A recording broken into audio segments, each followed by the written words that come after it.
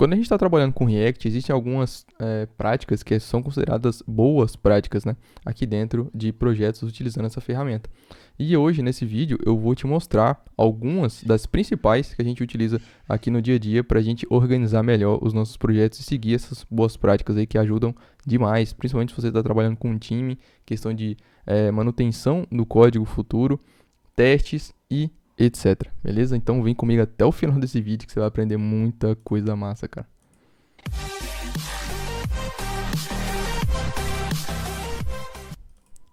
Fala, galera, beleza? Júnior Alves aqui. Bom, no vídeo de hoje a gente vai explorar alguns pontos aqui que são considerados boas práticas, né, dentro do React. E esse vídeo foi sugestão de vários de vocês, né?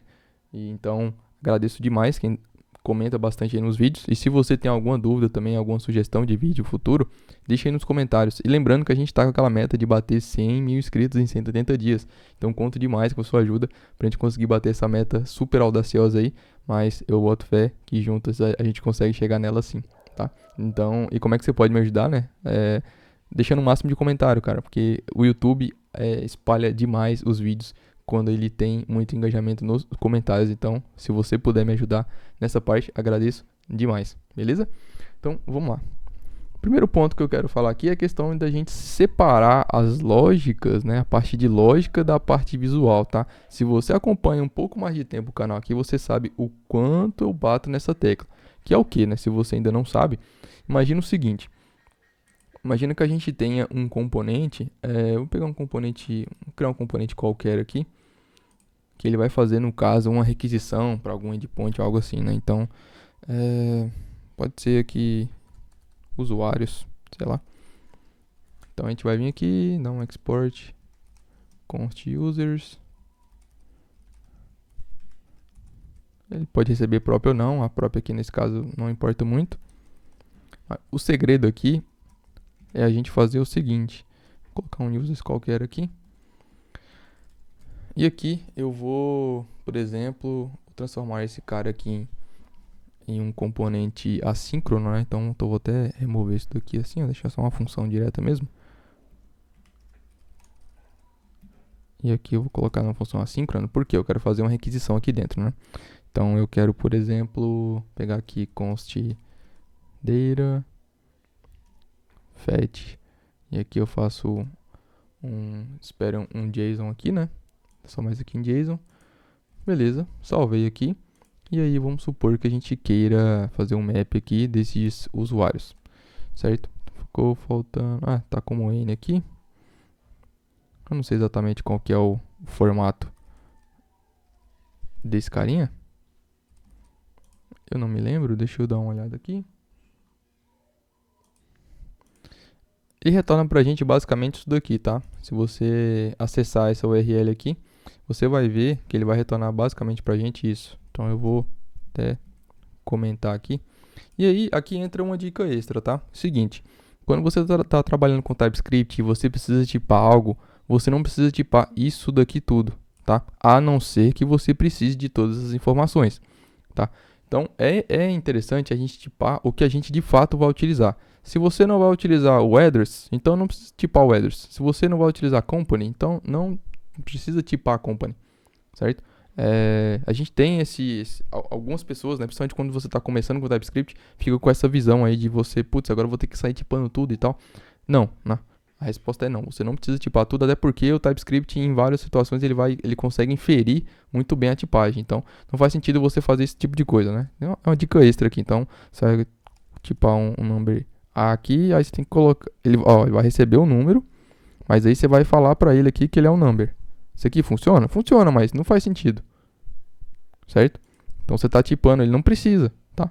Por quê? Porque quando você faz isso daqui, ó, ele já está inferido que ele é um number, certo? Ele já é um number. Então, tem alguns detalhezinhos que não são necessários, né? A gente ficar tipando tudo e tal. Nesse caso aqui, por exemplo, eu quero tipar apenas, eu vou até criar uma tipagem aqui, ó. Type user props. E eu quero tipar aqui só o ID. Bom, aqui ele é um number. Quero tipar aqui o name, que é um string, e o username, por exemplo, que também é um string. Então eu passo isso aqui. Eu vou fazer assim, ó, E aí eu faço um casting aqui, falando que é desse tipo, beleza? Então a gente já consegue pegar aqui o ID e consegue pegar o name também. Show. Tá, qual que é a primeira dica aqui? Primeiro, aqui a gente poderia separar, né? Igual eu comentei, isso daqui num custom hook, tá? E o que é esse custom hook, né? Pra você que não sabe, né? Você caiu aqui de paraquedas nesse vídeo. Tem vários vídeos aqui no canal onde eu bato demais nessa tecla, né? Da gente criar os custom hooks. Custom hooks são, né? Se você já conhece os hooks do React, né? O useEffect, os callback, useMemo e etc. A gente também consegue criar os nossos próprios hooks, certo? Nesse caso aqui, por exemplo, a gente poderia criar aqui, eu vou até mover isso aqui para cá, e aí eu vou criar uma pastinha aqui dentro, por exemplo, chamada users, certo? E eu vou mover esse users lá para dentro. E aqui agora eu faço aqui, ó, eu crio um index ali, certo? E aí eu exporto tudo de dentro de users.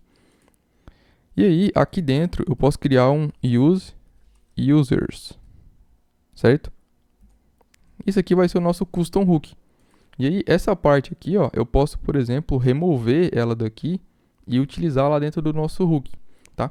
Nesse caso aqui em específico, talvez não seja uma boa opção, até mesclando aqui um pouco de dica de TypeScript, React e Next.13, que seria o seguinte: como a gente tem essa opção de fazer a requisição dentro do Server Component, né? Se você não sabe nada disso daqui, né? Ele criou um componente que ele é assíncrono. Então, quando você cria um componente assíncrono aqui dentro do Next, né, na pastinha app aqui e tal, quer dizer que isso aqui é um Server Component, né? Por default, todos os componentes são Server Components aqui dentro. Mas esse cara aqui em específico, ele é um componente que a gente pode utilizar para fazer requisição do lado do servidor, certo? Então, isso aqui vai rodar do lado do server, certo? Então, só que aqui dentro a gente não consegue utilizar nenhuma feature que é exclusivo do cliente, certo? Então, os hooks do React, então, use state e tal. Se você tentar importar, eu acho aqui, ó, ele nem vai te dar a sugestão. Então, se eu tentar exportar, até que deu. Mas, geralmente, ele nem, dependendo, acho que das configurações ali do SLint, etc., ele nem te dá as opções, porque ele já entendeu que você está dentro de um server component. Dentro do server component, você não tem acesso, né, ao use state, etc. Bom, nesse caso em específico, não teria muito o que fazer, tá? Mas, se provavelmente fosse um carinha que fosse um componente, entre aspas, normal ali, comum do React, né, que fosse um client component, aí primeiro que isso aqui não ia funcionar, certo? Esses aqui também não vai funcionar. Aí o que você teria que fazer aqui? Então vou até comentar isso daqui, ó. Então o que você faria aqui? Você criaria exatamente um users state, certo? E aí você puxaria aqui, importaria o use state, né, o hook. Iria iniciar ele aqui com array vazio. Iria fazer um use effect, certo? Aqui você poderia criar, por exemplo, uma função handle fetch users, que é assíncrona, faz essa requisição aqui, certo? Utilizando o fetch, e aí você vai fazer o set users aqui, passando users. E aqui vai precisar de ser dentro de um use callback, né? Então, use callback.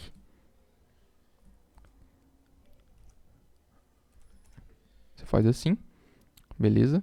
E aqui você passaria aqui o use callback dentro do use effect. Então, esse aqui seria o padrão, né? Padrão React. Você cria um estado, cria uma função que vai fazer o fetch aqui e coloca essa função dentro do use effect. Ou seja, quando esse componente ele for montado em tela, essa função ela vai ser executada e aí o seu estado ali ele vai ser, né, atualizado ali com os dados que estão vindo da API. Tá. Aí nesse caso aqui, aí sim, aqui seria um grande candidato para a gente fazer isso aqui, ó. Remove tudo isso. Eu vou até remover isso aqui também, esses comentários. Vem aqui dentro do seu hook, exporta aqui, ó, use users, certo? É uma função, já vou dar um return aqui para ele já. E aqui dentro, ó, a gente vai importar todos esses carinhas, né? Jogar tudo para cá. Então vou importar aqui o use state, o use callback e o use effect. Aqui eu não tenho essa tipagem, então eu vou vir aqui, vou pegar essa tipagem daqui, passar ela para cá. E aqui eu vou passar aqui, ó, users. Certo? Salvei. Beleza, meu hook tá aqui, ó. Pronto. E aqui, a gente vai remover tudo isso daqui. E vou vir aqui basicamente fazer assim, ó. Vou pegar o users de dentro de users, que é o meu hook. Use users. Então, olha só. Então a gente separou toda a parte de lógica dentro do nosso... Opa! Dentro do nosso custom hook. Então, aqui tá só o visual, certo? E aqui tá toda a parte de lógica. Então, primeira dica, né? Primeira boa prática dentro do React seria sempre você separar a parte de lógica, regra de negócio, etc., dentro de custom hooks, tá? Aí vem uma pergunta muito comum aqui, ó. Se você estiver utilizando outros hooks aqui dentro, você vai importar ele aqui ou aqui? Conseguiu entender? Imagina que esse hook aqui, ele dependa de funcionalidades, de lógicas de um outro custom hook ou um outro hook aqui do React, etc. Você vai importar ele aqui dentro do seu custom hook, referente a esse componente, ou aqui dentro diretamente, como você está fazendo aqui com os users. Dá um tempo aí para você pensar. Pensou? Tanto faz. A resposta nesse caso aqui é tanto faz. Tá? Por quê? Porque os dois já estão abstraídos aí em hooks, né? Então, lembra que eu perguntei. Se você tivesse que você necessitasse de um outro hook, né? Você vai importar ele aqui ou aqui. Como ele já está abstraído num hook, então, tanto faz. Você pode usar um outro hook aqui dentro, não tem problema. Aqui dentro do componente. Porque a parte de lógica já está dentro desse hook. Consegue entender? Então imagina que aqui a gente tivesse um outro hook aqui fictício que chamasse use payments, sei lá. Que aí precisasse de dos usuários aqui como parâmetro, né, e etc. E aqui ele vai retornar os payments, sei lá, qualquer coisa. Então, não tem problema, não precisa de você puxar isso daqui obrigatoriamente, fazer isso e colocar aqui dentro, tá? Não tem necessidade, né? Mas, aí fica a seu critério, entendeu? Mas, o importante aqui, dois mais seguidos, mas o importante aqui é que você entenda as vantagens muito grandes que a gente tem quando a gente abstrai essa lógica dentro de custom hooks, certo? Se você testa, né, precisa testar aí suas aplicações, que eu recomendo bastante, inclusive tem vídeos aqui no canal, tem uma playlist exclusiva aí só para testes.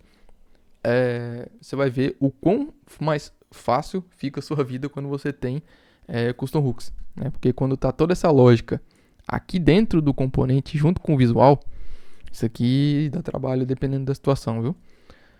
Beleza. Outro ponto aqui, a segunda dica aí de boa prática dentro do React é a questão de deixar cada componente com a única responsabilidade. Sabe aqueles componentes gigantes que a gente tem, dependendo do projeto aí, se você vai entrar, tipo, a página ela é gigantesca e aí tudo que a página tem está ali dentro, de forma que está sendo criada ali dentro, certo? Então, um dos pilares mais importantes do React aqui, que assim, a gente tem que usar e abusar bastante, são componentes. Então, o React ele é muito baseado em componentes. Então, o que a gente pode fazer? Quebrar os nossos componentes grandes ali em componentes menores, certo? Exemplo, ó, a gente pode vir aqui, ó, imagina que você tem aí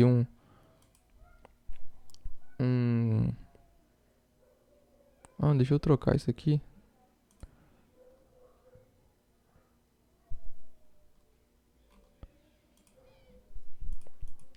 Vou pegar a versão mais nova dele aqui, ó.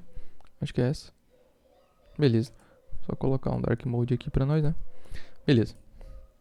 E aqui a gente pode vir aqui, ó, e fazer o seguinte. Imagina que você tem uma página aí, beleza? Tem uma página aí. Que seja uma página bem grande, né? Vamos dizer assim. Então... E aqui dentro dessa página, você tem várias seções ou accordions, por exemplo, certo? Então, pode vir aqui, você tem a seção 1. Aí você tem a seção 2. Seção 3. Seção 4. E por aí vai, né? Pode ter mais seções aqui embaixo. Mas enfim, você tem várias seções aqui. Aí aqui em cima você tem aqui um card de apresentação ou alguma coisa assim. Certo? Você pode ter um carro de outra cor aqui. E esses carinhas aqui seriam accordions, né, vamos dizer assim. Ou, sei lá, sessões mesmo. Formulários, enfim. Dá pra fazer muita coisa aqui. E aqui eu vou colocar aqui um azul. Com um verde aqui. Certo? Então você tem uma página aí que tem vários componentes, vamos dizer assim, né? E várias seções diferentes. Primeiro que aqui a gente já dá... Se esses 4 componentes aqui que estão em azul, eles forem componentes... por exemplo, um accordion, dá para você separar esse accordion num componente à parte, né? Um componente menorzinho, só de accordion, certo? Se você estiver utilizando Material UI ou qualquer outra lib assim, ele já vai ter esse componente, né?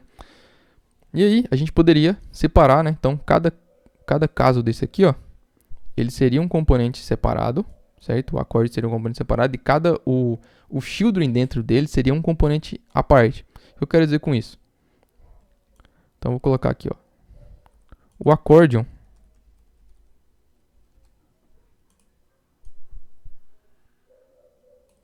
Vou colocar de azul aqui. O accordion, ele seria um componente à parte. Então, vou até mudar ele de cor aqui. Então, ele seria um componente à parte. E aí, o children dele...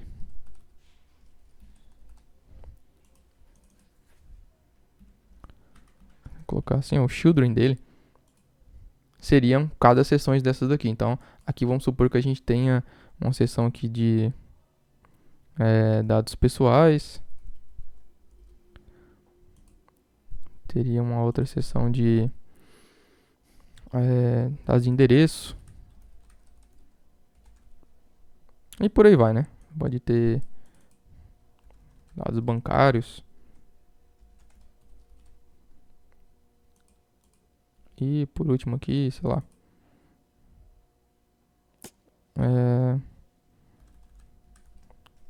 Dado de contato. Sei lá, o exemplo aqui pouco importa, tá?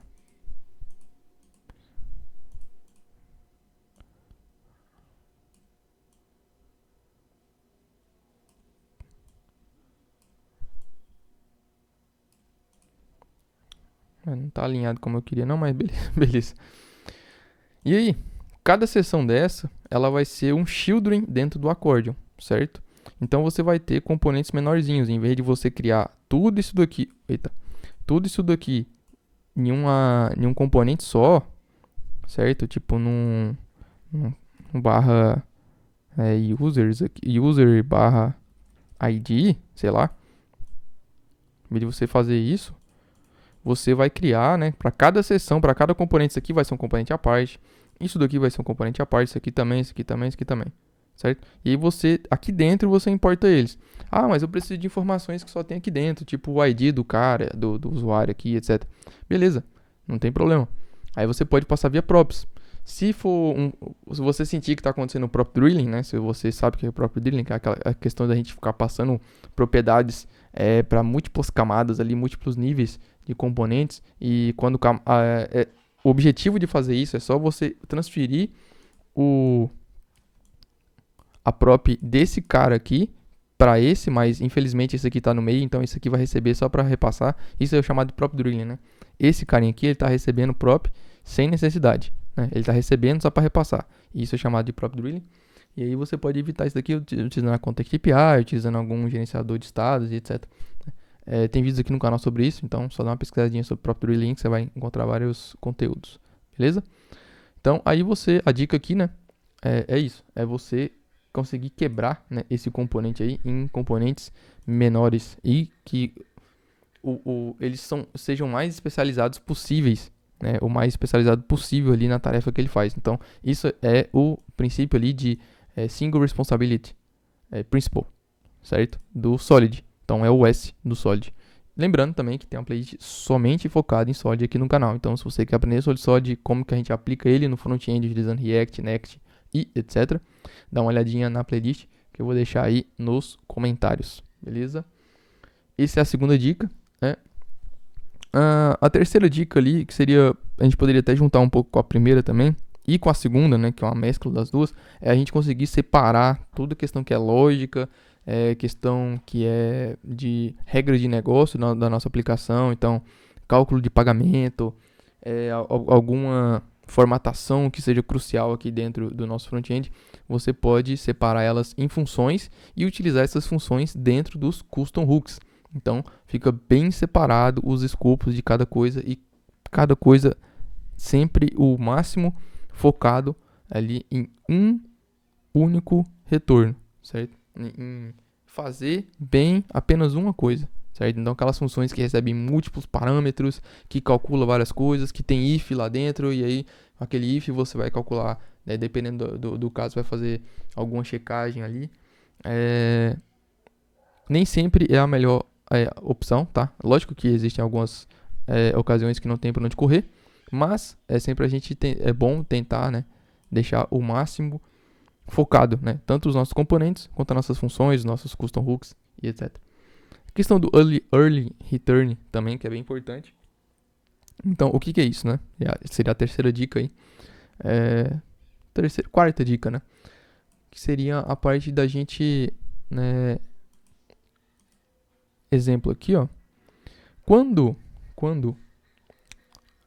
a gente, principalmente quando a gente faz alguma operação que é assíncrona, como o consumo de um API ou algo assim, existe o erro, né? Ou existe a probabilidade de ela terminar com erro, né? Terminar com falha. E o que acontece nessas situações? Você tem que saber como tratar erros, né? E aí existem várias técnicas aqui dentro. Inclusive, recomendo bastante você aprender sobre Error Boundary dentro do React. Tem vários vídeos aqui no canal onde eu falo sobre Error Boundary. É um assunto que eu curto bastante, né? Estudar sobre, que é a questão de tratamento de erros. E o Error Boundary é uma das ferramentas mais poderosas que a gente tem aqui dentro do React. E aqui a gente poderia, por exemplo, fazer um early return, certo? Então, se caso esse fetch aqui dá erro, algo assim, se você estiver utilizando o Axios, né, e etc., você já faz um early return aqui já direto, entendeu? Então, se o users aqui, por exemplo, o ponto length aqui dele for... Se bem que o nome aqui não está sugestivo, agora que eu me dei conta, né? Então, eu vou colocar aqui users result. Aí esse users aqui, ó, é o result, tá? Lógico, né? Como ele está dentro do mesmo escopo aqui. Ou então a gente vem aqui, ó, se não tiver o ponto length ou algo assim, aqui ele já dá um return ou algo assim. Certo? O que isso aqui faz, né? Isso aqui né? Pode ser assim, ponto length, depende muito do retorno que você está esperando, né? Mas aqui você pode fazer essa tratativa de erro, e aí, se caso o resultado daquela operação ele pode retornar algum erro, você já retorna ele logo de cara, certo? Você não deixa a função ela continuar para depois fazer o tratativo de erro no final. Você faz essa tratativa de erro logo de início, entendeu? Então, por isso do early return. Então, a gente retorna ali o mais rápido possível, né? Então, você já checa as opções de erro primeiro, e aí só no final, se todas as opções de erro, né, que a função ela pode falhar, só no final, depois que ela passar em todos eles, né, não entrar em nenhum, aí você retorna ali o sucesso, beleza? E, bom, para as dicas de hoje era isso, então tem essa questão, vamos dar uma revisada aqui, então, separar a lógica, né, dos componentes em custom hooks, então vai ficar a parte visual de um lado e a parte de lógica do outro, utilizando custom hooks, certo? Deixar cada componente com a única responsabilidade, então imagina que você tem uns componentes grandes aí, né, tipo um componente de página ou algo assim, e você quebra ele em vários pedaços menores, e cada um deles especializado em uma única coisa, certo? O terceiro seria você separar a parte de regra de negócio e etc. Essas funções mais cruciais, né? Essa lógica mais crucial ali do produto, né, do seu projeto. Você separar isso em funções, em custom hooks, e aí você consegue utilizar isso de uma forma mais flexível, né? E o early return, né, que é você retornar logo de cara, né? Se aquela função ela pode retornar algum erro, você já checa isso logo de início, e aí já retorna o erro, aí já falha rápido, né? E uma dica bônus aí, que a gente, né, que tá dentro do que a gente já vem conversando aqui no vídeo, que é a gente quebrar, né, esses componentes aí em componentes menores. Então esses componentes que são gigantes, a gente quebra ele em componentes que são menores, certo? Então faça isso e o projeto fica bem mais organizado e bem mais fácil de dar manutenção, de testar e etc, né? Principalmente se você faz testes aí, você testa o seu front-end, você sabe o valor que tem quando a gente quebra esses componentes grandes em componentes menores, né? Deixa nos comentários aí o que você acha disso e como é que você organiza os seus projetos aí utilizando React, Next ou qualquer outra ferramenta aí no front-end, certo? Então, porque tem alguns pilares que a gente comentou aqui que são independentes de ferramentas, né? Tecnologia de React, Next, né? Tanto faz. Bom, era isso que eu queria trazer para você nesse vídeo. Espero que você tenha gostado. Você que assistiu até aqui, meu muito obrigado. A maioria não assiste até o final dos vídeos. E se você quer ajudar o canal, deixe o máximo de comentários que você puder. Se você não souber o que comentar, comenta alguma sugestão de vídeo, comenta algum feedback sobre o vídeo de hoje, ou, sei lá, comenta meu nome, qualquer coisa. E isso ajuda demais a gente continuar trazendo conteúdo aqui pro canal. E isso ajuda também o YouTube a divulgar, né, os vídeos aqui do canal. E a gente conseguir bater a nossa meta de 100 mil inscritos em 180 dias. Beleza? Então conto demais com a sua ajuda. Valeu, falou e até a próxima.